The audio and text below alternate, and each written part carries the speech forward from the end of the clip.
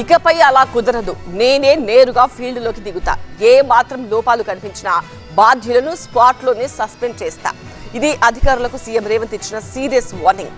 హైదరాబాద్ అభివృద్ధి పనులపై సమీక్ష నిర్వహించిన సీఎం రేవంత్ వచ్చే జీహెచ్ఎంసీ ఎన్నికల్లో గెలుపే లక్ష్యంగా కార్యాచరణను సిద్ధం చేసుకుంటున్నారు. మున్సిపల్ ఎన్నికల్లో వచ్చిన గెలుపుతో ఉత్సాహంగా ఉన్న కాంగ్రెస్ పార్టీ జీహెచ్ఎంసీ ఎన్నికలపై ఫోకస్ చేసింది.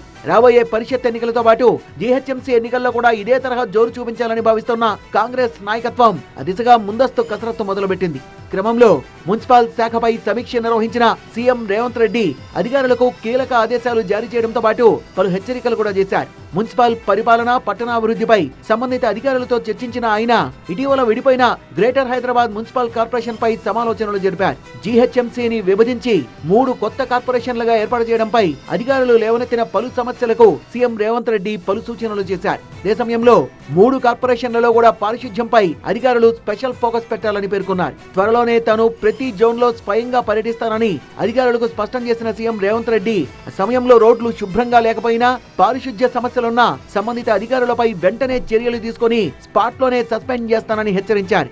చాలా మంది అధికారులు ఫీల్డ్ లోకి వెళ్లడం లేదని తమ దృష్టికి వచ్చినట్టుగా తెలిపిన సీఎం ఇకపై అలా జరిగితే ఊరుకునేది లేదని మున్సిపల్ అధికారులు, కమిషనర్లపై సీరియస్ అయ్యారు. ఉదయమే కమిషనర్లు, జోనల్ కమిషనర్లు క్షేత్రస్థాయికి వెళ్లి పారిశుధ్యంపై ప్రత్యేక దృష్టి పెట్టాలని ఆదేశించారు. హైదరాబాద్ నగరంలో స్మార్ట్ పోల్స్ ఏర్పాటుపై అధ్యయనం చేయాలని అధికారుల్ని ఆదేశించారు సీఎం రేవంత్. ట్రాఫిక్ ఎక్కువగా ఉండే ప్రాంతాల్లో పబ్లిక్ ప్రైవేట్ పార్ట్నర్షిప్ విధానంలో స్కైవాక్ బ్రిడ్జిల ఏర్పాటుపై అధ్యయనం చేయాలని సూచించారు. నెక్లెస్ రోడ్ రైల్వే స్టేషన్ సమీపంలో మల్టీలెవెల్ కార్ పార్కింగ్ ఏర్పాటు చేయాలని అధికారులను ఆదేశించారు. నగరంలో అడ్వర్టైజింగ్ బోర్డులు ఏర్పాటు చేయడంపై జాగ్రత్తలు తీసుకోవాలని, సేమ్ టైం రాష్ట్ర ప్రభుత్వ ఖజానాకొచ్చే ఆదాయం చేజారిపోకుండా చర్యలు చేపట్టాలని సూచించారు. అలాగే రాష్ట్ర ప్రభుత్వం అమలు చేసే కార్యక్రమాల కోసం 10% అడ్వర్టైజింగ్ బోర్డులు కేటాయించాలని తెలిపారు. అనుమతి లేకుండా ఏర్పాటు చేసే అడ్వర్టైజింగ్ బోర్డులపై కఠిన చర్యలు తీసుకోవాలని సూచించారు.